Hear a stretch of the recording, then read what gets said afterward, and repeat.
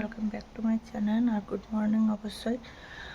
তো তোমরা সবাই কেমন আছো? আমি তো ভালো আছি। চুলের অবস্থাটা দেখো। আমি উঠে এই যে ব্রেকফাস্ট করে নিয়েছি, ডিমের অমলেট, ডিম সেদ্ধ। তো এটা এখন আমি মাকে দেবো।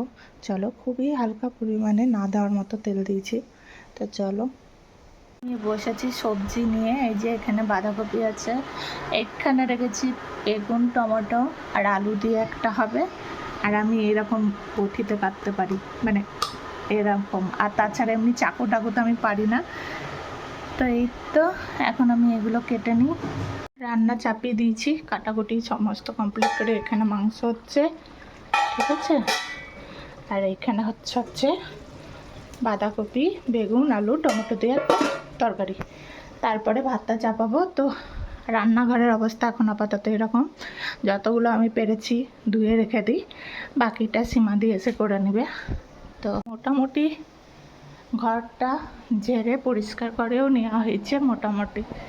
এই যে আমার মেয়ে ছিল, এখনই চান করতে ঢুকলো, তাই জন্য এরকম অবস্থা চাদরের। যাবো চান করতে, একটু তরকারিগুলো হয়ে যাক, ভাতটা চাপিয়ে চান করতে চলে যাবো।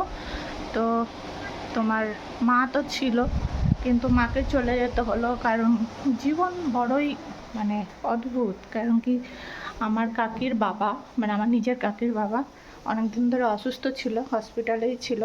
তো উনি আজকে মারা গেলেন। তো তাই জন্য মা তাড়াতাড়ি চলে গেল। এবার আমি রান্নাটা করে রাখলাম যাতে এসে খেতে পারে। তো দিয়ে আমিও বেরাবো, আমাকে নিতে আসবে, আমার হাজব্যান্ডও বেরিয়েছে।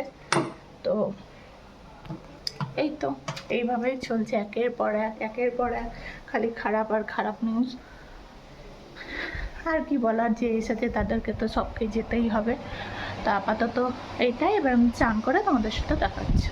চান করে দেখো রেডি হয়ে গেছি, রেডি বলতে বেরাবো, কিন্তু তার আগে রান্না হয়ে গেছে। তো ভাবলাম রান্নাটা খাওয়া দাওয়া করে একবারে বেরাই। আমার হাজব্যান্ড আসছে, আর রান্নাটা দেখায়। মাংস। তুমি ভাবছো কি করছে? সবজি